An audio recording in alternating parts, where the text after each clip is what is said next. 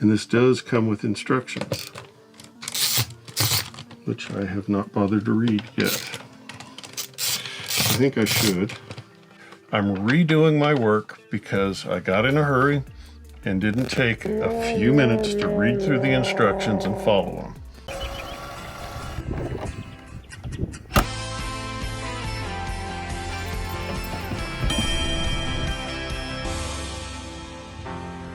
On a recent trip, the handle on our washing machine broke.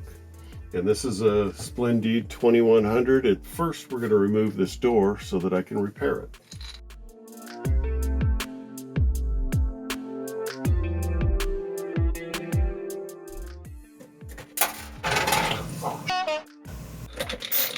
Okay, when you're taking this door off, it's important that you pull the screws on the door side of the hinge and not these here, because these are held on by a nut in the back. Okay, it's confession time. Remember when I cautioned about not trying to unbolt the hinge from the washer? That's because there's a nut on the back of that screw rather than fixed threads. So as I loosened that screw, I heard a nut fall down in the back. And the result of that was I got to learn how to dismantle a Splendide washer. And you have to pull it out to access screws in the back to get the top cover off, and then the front is fairly straightforward. But this added hours and hours to what should have been a simple project. In addition to that, the dear wife decided to read the owner's manual, which strongly suggested changing the water hoses to your washer every 5 years. They're long overdue, so I get to do that project as well. If you do need to change your door handle, be sure to unbolt the hinge at the door, not from the washer itself.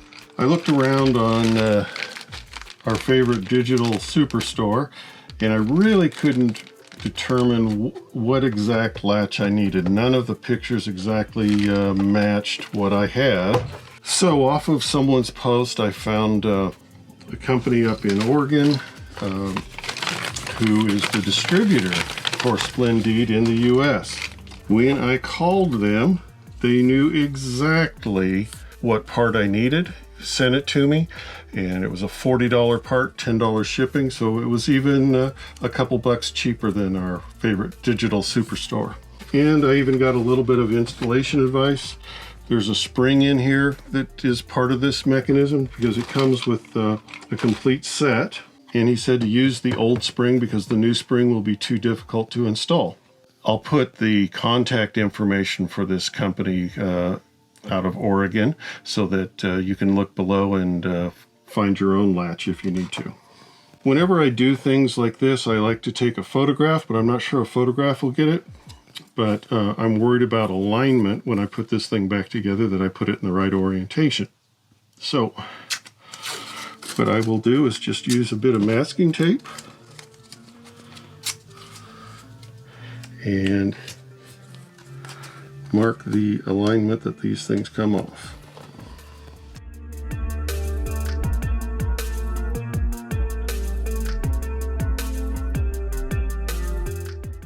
And this does come with instructions, which I have not bothered to read yet. I think I should.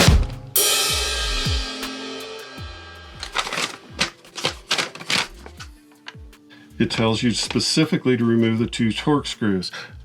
All right, second step is remove the door ring.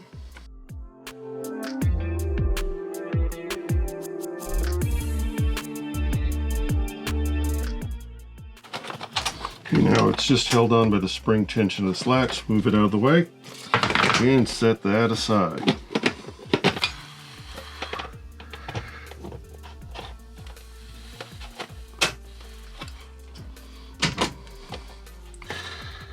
Alright, so let's remember this bail comes up over the top here. Hopefully I can remember that for about 2 minutes.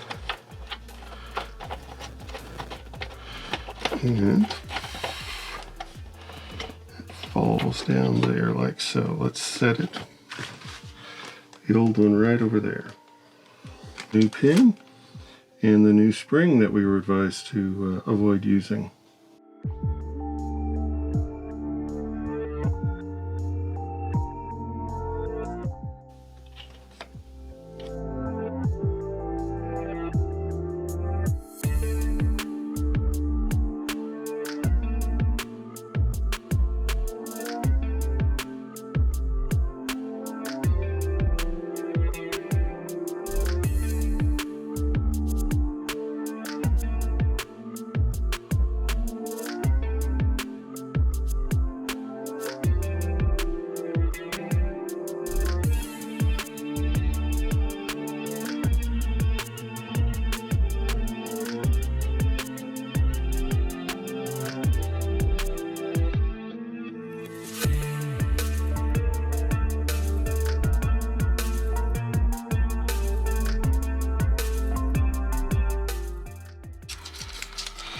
Okay,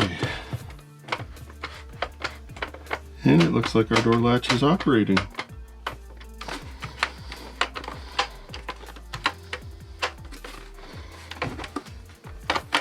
Okay, now we just need to go reinstall it, and this project's done.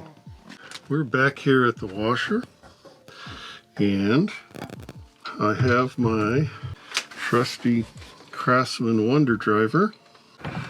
Great. This requires coordination, which is not something that I have in abundance.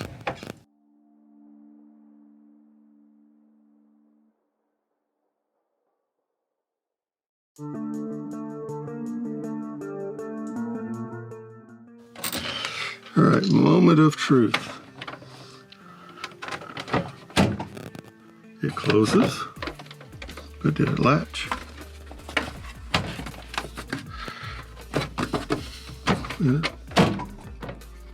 I'm not sure.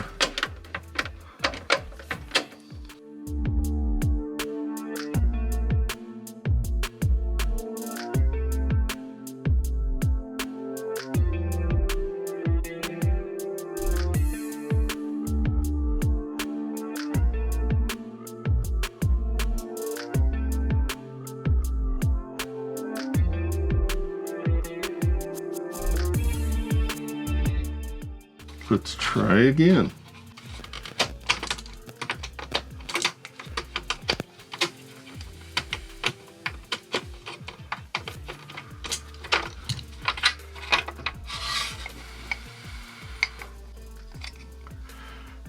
This is the old spring. This is the new spring.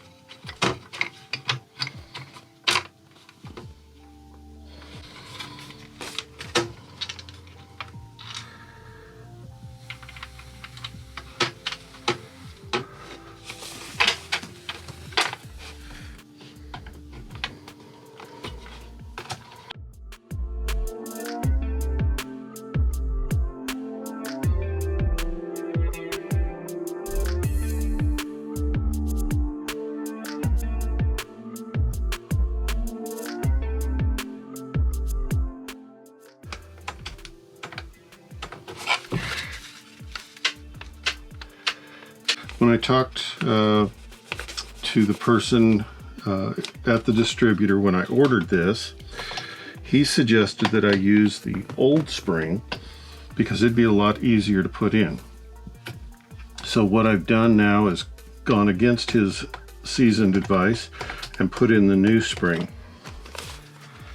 It wasn't that difficult. You just need to use a screwdriver, as the instructions say, to pry the spring and things and get them in the correct position. But the latch is now a lot stiffer, and I think that'll take care of the problem.